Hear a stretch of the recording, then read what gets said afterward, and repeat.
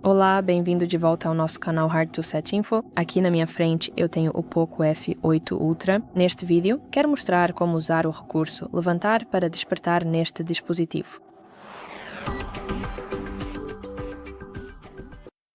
Então, antes de tudo, vamos ativá-lo.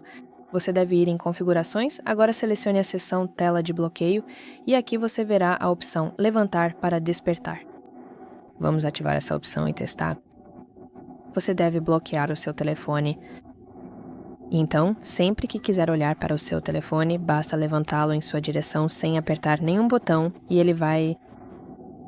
a tela deve acender automaticamente.